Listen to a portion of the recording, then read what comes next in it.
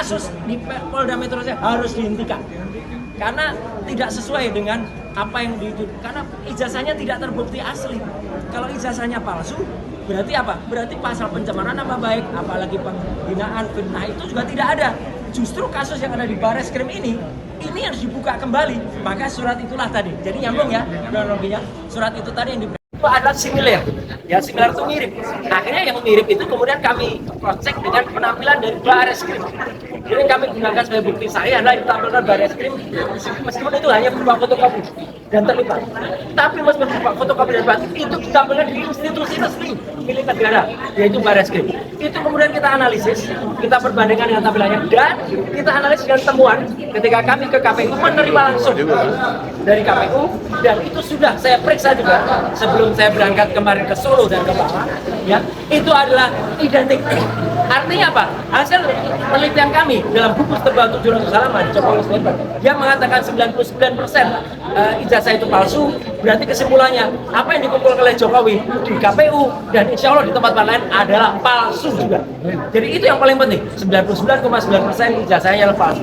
Tadi disebut-sebut oleh Pak Kosinudin, apa itu bukti yang kami terima dari KPU, Komisi Pemilihan Umum. Alhamdulillah, proses yang lama itu tidak begitu saja.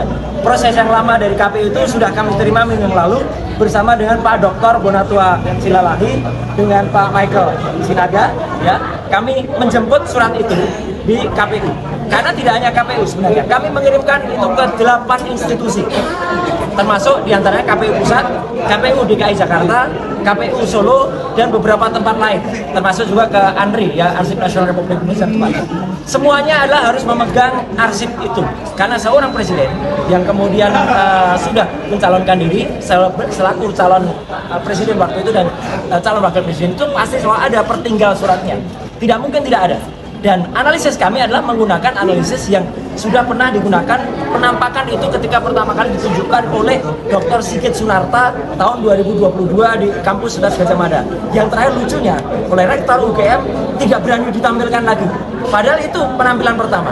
Penampilan kedua adalah ketika seorang kader partai, ya, partai gajah itu ya, partai yang nggak punya ijazah itu, ya, itu menampilkannya di akun Twitter, di akun X pada tanggal 1 April 2025. Hanya justru dialah justru sebenarnya meskipun yang ditampilkan itu adalah asli, tapi dia harus kenakan sebenarnya pasal 32 atau 35 Undang-Undang ITE karena dia membuat tidak tepatnya gambar itu dibuat miring. Tidak miring, apa dibuat miring itu berarti dia melakukan rekayasa. Apapun itu, gambar-gambar itu adalah similar. Ya, similar itu mirip. Akhirnya yang mirip itu kemudian kami cross check dengan penampilan dari Bareskrim. Jadi yang kami gunakan sebagai bukti saya adalah yang ditampilkan Bareskrim meskipun itu hanya berupa fotokopi dan terlibat.